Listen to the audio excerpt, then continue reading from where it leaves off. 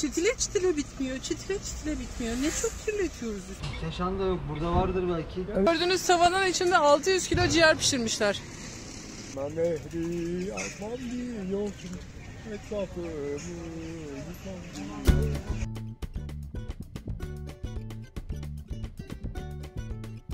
Karavanın tamiri büyük ihtimal yarına kaldı. Çok doluydu arkadaşlar. Biz de şimdi Lozan Anıtı'na doğru gidiyoruz. Wow, güzelmiş.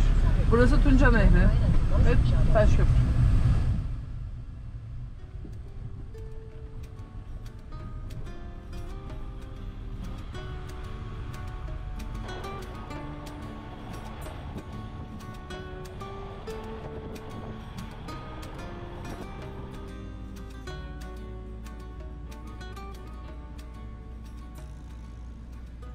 Trakya Üniversitesi Güzel Sanatlar Fakültesi'nin önünde duruyoruz. Ama şu arkamızda gördüğümüz bina şu anda Güzel Sanatlar Fakültesi olsa da bir süre önce, yani 2. Abdülhamit zamanında gar binası olarak yaptırılmış ve çok önemli işlevleri olan bir gar binasıymış. Zaten binanın büyüklüğünden de bu belli oluyor. Daha sonra 1970'li yıllarda Edirne'nin içine merkeze bir gar binası açılınca burası işlevini yitirmiş ve Trakya Üniversitesi'ne terk edilmiş. Onları şu anda aslına uygun bir şekilde restore etmişler ve Güzel Sanatlar Fakültesi olarak kullanıyorlar. Aynı zamanda yerleşkenin içinde pek çok müze var. Mesela şurada Milli Mücadele ve Lozan Müzesi var. Bugün pazartesi açık olur bilmez. Evet, kısmet bakalım. Pazartesi günü açık mı? Ya.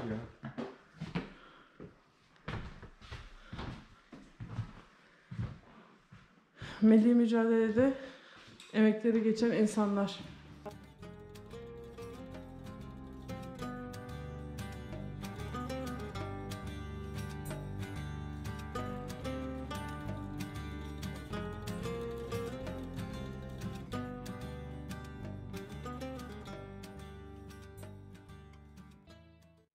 Amaç şu bölgedeki petrolü elde etmek. İtibariyle buralarda petrol varken adamlar bunu istiyorlar. Muhtemelen. Lozan Anlaşması kara ağacın Türkiye'ye geri bırakılmasını sağlamış. Ki şurada da yazıyor zaten. Yunanistan savaş tazminatı olarak Karaağaç ve Bosnaköy çevresini 24 Temmuz 1923'te imzalanan anlaşma ile Türkiye'ye bırakmayı kabul etti. Türkiye'nin Yunanistan ile doğal sınırını oluşturan Meriç Nehri'nin batı yakasındaki tek toprak parçası olması hasebiyle bu topraklar psikolojik bakımdan hem Avrupalılar hem de Türkler için çok önemli.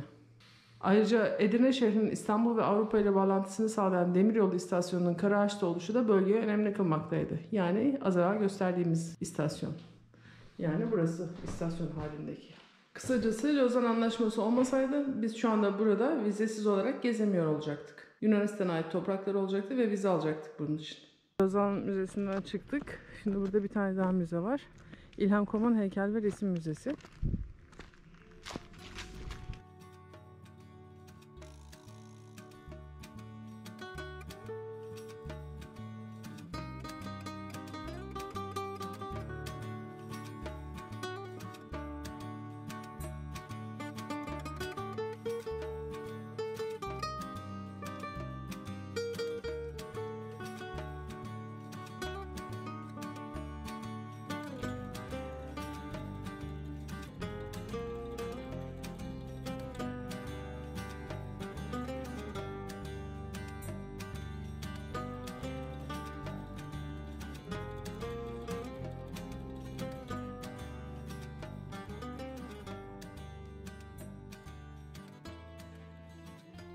Üzerinde böyle enteresan meyveleri olan ve bu kadar kocaman yapraklı bir ağaç bulduk.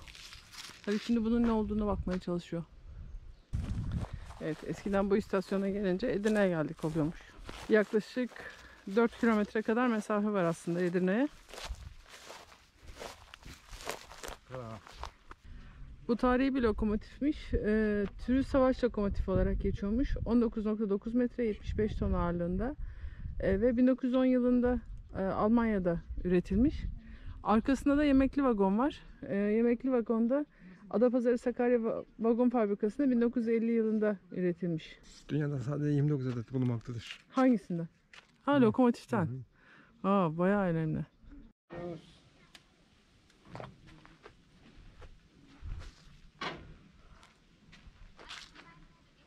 Mississippi'den sonra Karaağaç'ta da lokomotif kullanıyoruz. Çuçu. Derslerine çalıştın mı? Çalıştım. Tamam. Maskeni de koluna takmışsın, hazırsın o zaman. Evet, artık koronavirüs falan bulaşamayacak. Şu anda Lozan anıtındayız, Karaağaç'ta. Karaağaç Trakya Üniversitesi'nin içinde. Bu anıtın yapılış amacını bir anlatır mısın? Lozan Barış Anlaşması'nı taşlandırmak amacıyla yapılmış. Çünkü dur bir dakika. Lozan Barış Anlaşması Türkiye Cumhuriyeti'nin nüfus cüzdanıdır. Aferin. Peki, şimdi gelelim bu anıta. Burada 3 tane direk görünüyor. Bu 3 direğin anlamı nedir? En büyük olan Anadolu'yu, orta boy olan Trakya'yı, en küçük olan Karaağaç bölgesini simgelemektedir. Bunlar 3 suyla ayrılmış rock parçalarıdır Türkiye'nin.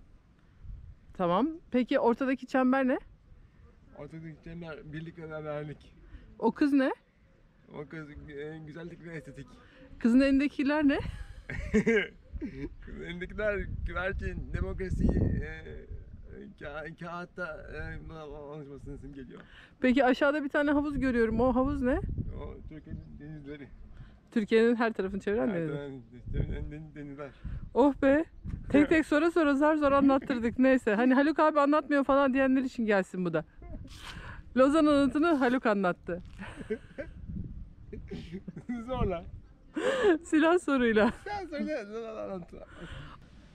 Şu binada gördüğünüz Trakya Kalkınma Ajansı'nın 2018 yılı küçük ölçekli altyapı mali destek programı kapsamında Şerbeti Fiyun'un programı yürütülmekteymiş. Osmanlı Şerbeti Evi kafe açmışlar burada. Ama tabii ki şu anda pandemi dolayısıyla üniversiteler kapalı ve Şerbeti Fiyun'un kafesi de kapalı. Böyle bir yermiş. Allah, şimdi açık olsaydı birer soğuk şerbet bayağı iyi giderdi ama yapacak bir şey yok. Çok sıcak, çok yandık. Şimdi tren istasyonuna giriyoruz. Tabii ki artık Yeni Güzel Sanatlar Fakültesi. Burası Trakya Üniversitesi'nin dekanlık bölümü. Eski tren istasyonunun olduğu yer. Her tren istasyonunda olduğu gibi böyle kocaman devasa bir salona giriliyor ilk önce. Muhtemelen şu sağdaki ve soldaki yerler gişelerdi. Güzel Sanatlar Fakültesi olunca tabii duvarlar çok güzel süslenmiş. Kapalı orası, bak tam arasına çıkıyor. Ama çok güzel bir yer. Çınarlar falan. Tam böyle tatil beldesi havasında. Öğrenciler için çok güzel.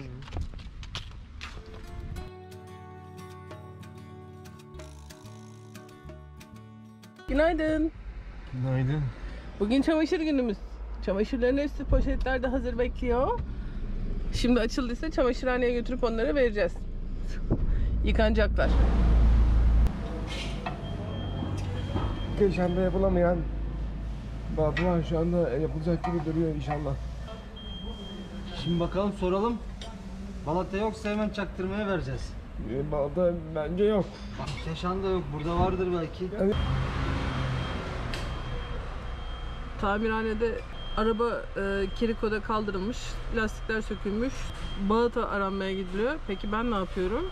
Her arada ve derede ve her boşlukta edit yapıyorum, video hazırlamaya çalışıyorum.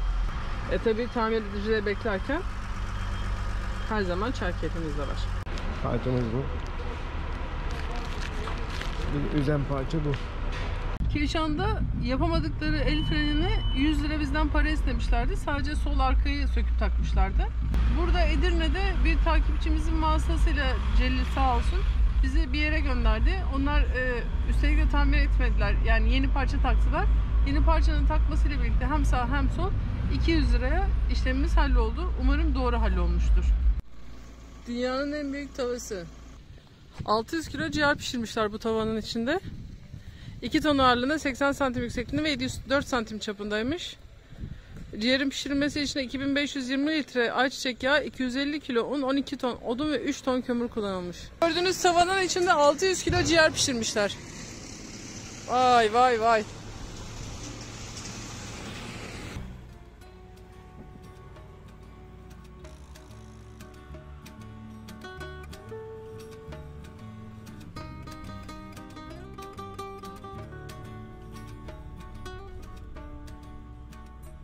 Meriç Nehri ile ilgili söylemek istediğin bir türkü var mı? Senin her zaman repertuarında bir türkü olur. Meriç'le yok. Meriç'le ilgili yok mu? Hay Allah ya. Tuna ile ilgili vardır. Durma nehri akmam diyorsun. Etrafımı yıkmam diyor. Sana bir kafam başa. Nereden çıkmam diyor. Tamam, onu da Meriç niyetine kabul edelim bari. Arkadan erişnekler akıyor. Burası bizim köprüyle rahatlıkla geçebildiğimiz tek topraklar arkasındaki Karaağaç. Eğer Lozan Anlaşması olmasaydı şu anda bu köprünün üzerinde sınır olacaktı ve biz oradan öbür tarafa vizeyle geçiyor olacaktık. Orada küçük bir toprağımız var artık.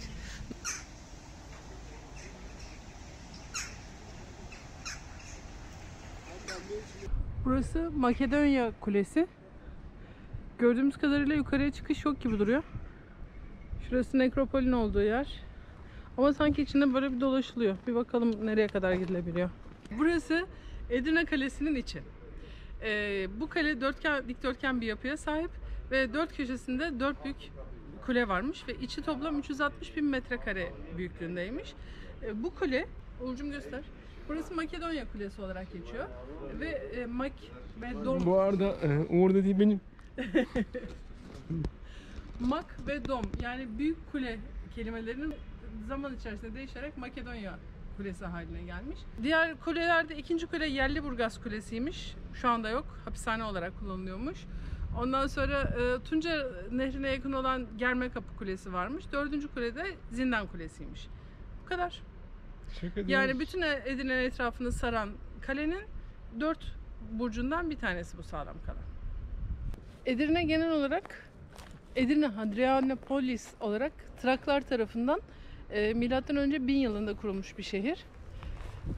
Trak medeniyeti tarafından kurulduğu için Trakyalı'da denmiş buraya. Şimdi burada bir seramik fırını görüyoruz. Milattan sonra 10. yüzyıl civarında yapılmış bir seramik fırınıymış bu. Seramikler bunun içinde pişiriliyormuş.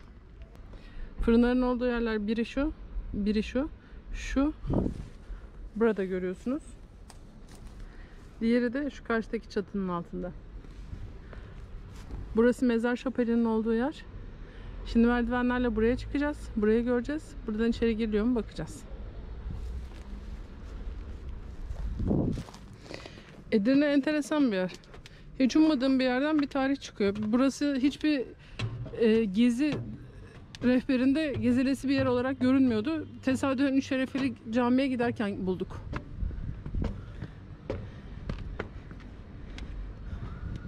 Şöyle yukarıdan bir daha bakalım. Mezar şapeli. Seramik fırınların bir tanesi ve diğeri. Burası da nekropol, yani mezarlığın olduğu alan. Burası neymiş? Buzhane. Buzların içine koyup eritmeden tuttukları yer yani. Kışın dolduruyorlar, yazın kullanıyorlar. Yoksa yazın buz yapacak bir durumları yok. Maalesef kuleye çıkan kapı öbür tarafta. Orada da merdiven yok ve yukarıya çıkış şu anda yok. Burası benim Edirne'de kendime en yakın hissettiğim cami. Çünkü bana göre absürt cami. Aslında adı Üç Şerefeli Cami. Çünkü 4 tane minaresi var ve her bir minare birbirinden ayrı. Kimi tek şerefeli burmalı şöyle. Kimi 3 şerefeli. Kimi 2 şerefeli. 4 tane minaresinin 4'ünde boyu, yapısı, şekli, her şey birbirinden farklı. Tek kubbeli camilerin ilk örneği.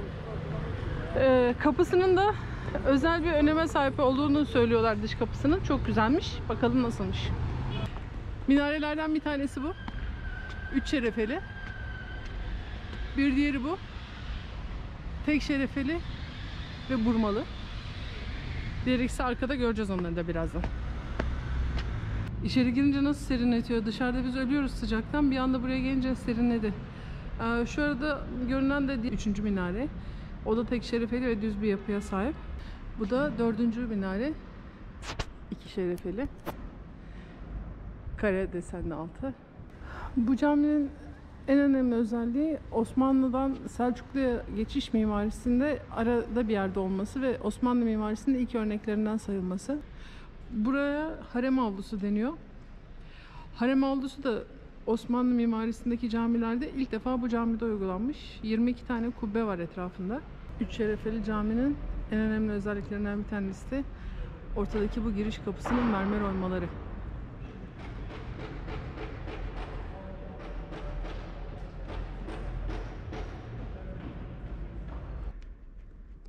Hem Üç Şerefeli Minaresi için hem tek kubbesi için bu camiden epeyce bir yararlandığı söyleniyor Mimar Sinan'ın. Tavan işlemeleri inanılmaz güzel. Zaten Edirne'deki bütün camilerin tavan işlemeleri muhteşem. Evliya Çelebi bu camiden bahsederken seyahatnamesinde caminin bir çiçek bahçesi içinde olduğunu, toplanan çiçeklerin o kadar çok olduğunu ve saflar arasında saçıldığını çiçek mevsiminde, kışın da şadırvandan sıcak su aktığını anlatırmış.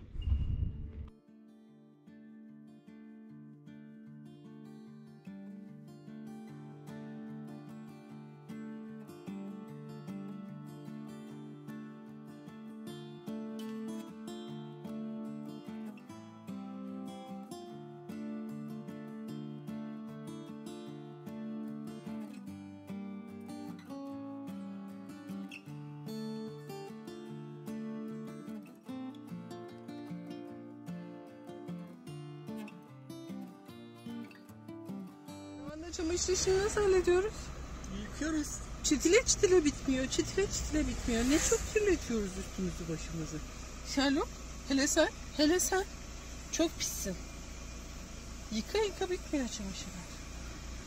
Öp. Oh. Çamaşırlarımız 3 kocaman torba yıkandı, kurutuldu, katlandı ve geldiler. Nereden? Fiyonk